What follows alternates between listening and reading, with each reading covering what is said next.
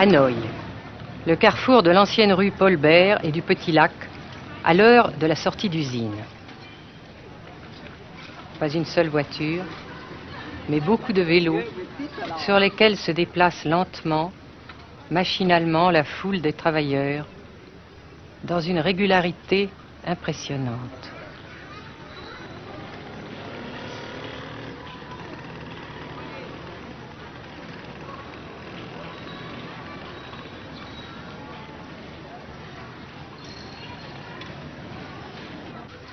La sensation que ce pays est anormal ne nous a pas quittés au Nord-Vietnam.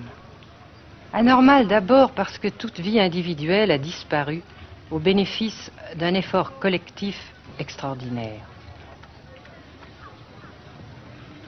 Dirigé d'une main de fer à l'intérieur d'un dispositif de sécurité draconien.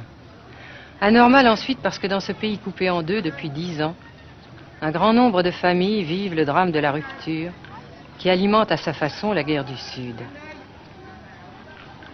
Est-ce que vous pensez, Monsieur le Président, qu'il y a une solution militaire à la guerre du Sud-Vietnam? Non. Parce que vous savez que le peuple vietnam, c'est un. Et le pays du Vietnam, c'est un. Les Américains ont fait une guerre d'agression, comme qui dit, c'est une guerre non déclarée. Et, comme vous savez aussi, vous avez pu lire dans la presse, n'est-ce pas, bien mondiale, que plus la guerre prolonge, plus les Américains et leurs valets, n'est-ce pas, comment dire ça,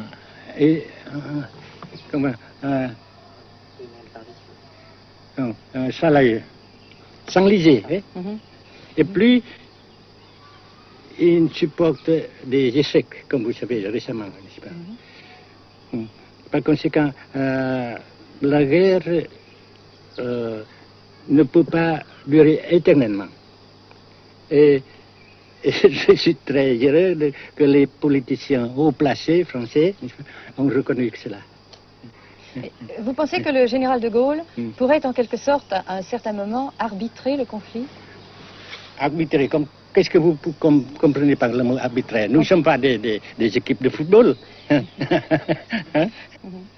Mais au-delà des accords de Genève, si je ne me trompe, une idée du général de Gaulle est la neutralisation de tout le sud-est asiatique. Est-ce que c'est une idée qui vous semble intéressante? Comme j'ai déjà dit quelquefois, c'est une idée intéressante. Mais ça dépend encore une fois de la volonté de ces peuples et la manière comment on procède à réaliser. C'est une grande question, n'est-ce pas? Et je ne peux pas dire que je suis d'accord, n'est-ce pas? Et je ne dis pas que je ne suis pas d'accord, n'est-ce pas?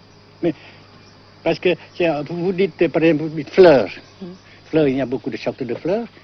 Il y a des roses, il y a des blanches, des rouges, etc. Et il y a qui sont bons et d'autres qui ne sont pas bons. Mais on dit fleurs.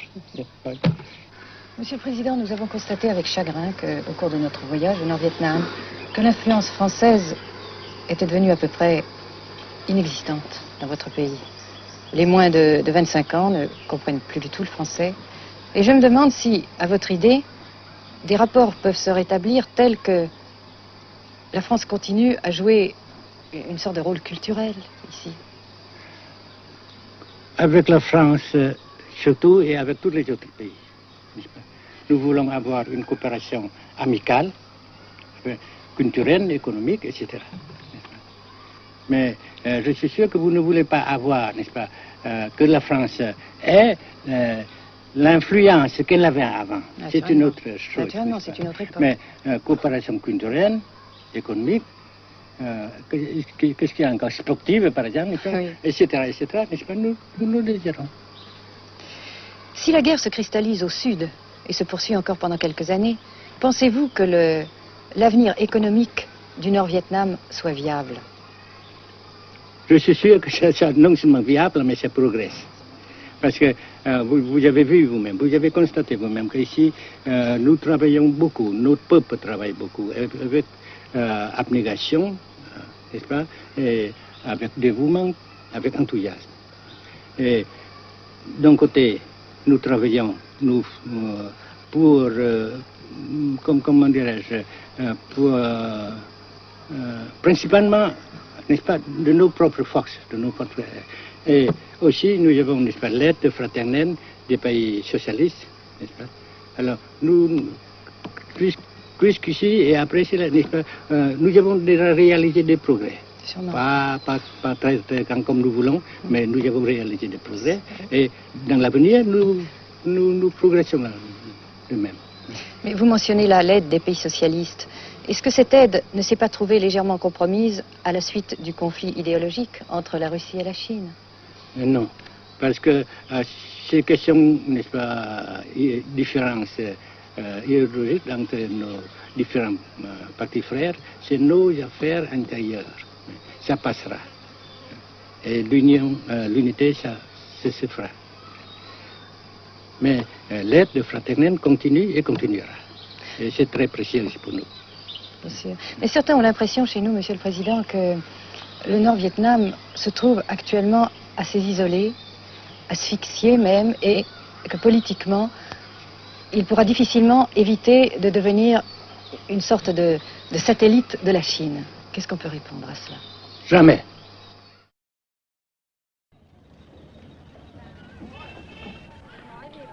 À Hanoï, la vie continue, malgré les alertes, malgré l'évacuation de plus de la moitié des habitants.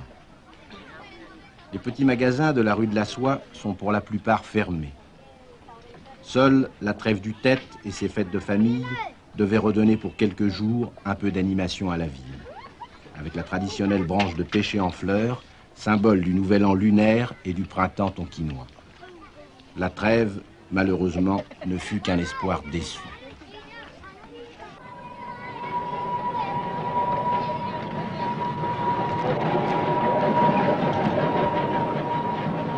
Dans les rues, de grands panneaux de propagande donnent les informations de guerre, les statistiques officielles et quotidiennes des pertes américaines. Selon le gouvernement de la République démocratique du Vietnam, 1631 avions américains auraient été abattus au-dessus du Nord-Vietnam.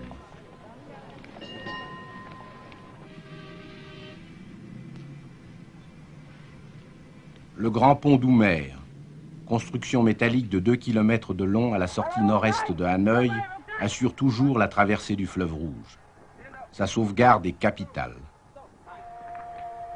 La défense antiaérienne du Vietnam, tant redoutée par les pilotes américains, dispose de nombreuses fusées solaires de fabrication soviétique. C'est la première fois que nous pouvons vous les montrer. Les rampes mobiles de lancement sont déplacées chaque nuit afin de déjouer les repérages.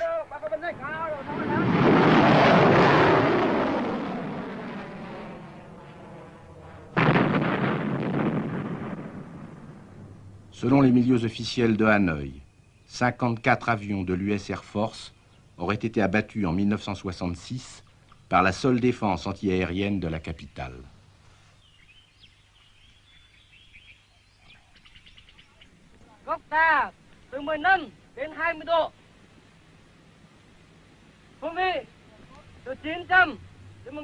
Pour la première fois également, nous avons pu voir les pilotes et les avions de chasse vietnamiens. Pour la plupart, leur formation a été assurée en URSS.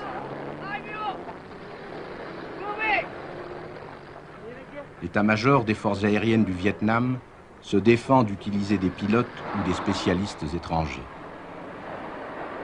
Les MiG-17 et 21 participent de plus en plus nombreux à la défense du Nord-Vietnam. Les résultats des combats aériens sont mal connus et contradictoirement mentionnés dans les communiqués vietnamiens ou américains. Le général Vo Nguyen Giap, ministre de la Défense, a répondu à nos questions concernant le point de la situation.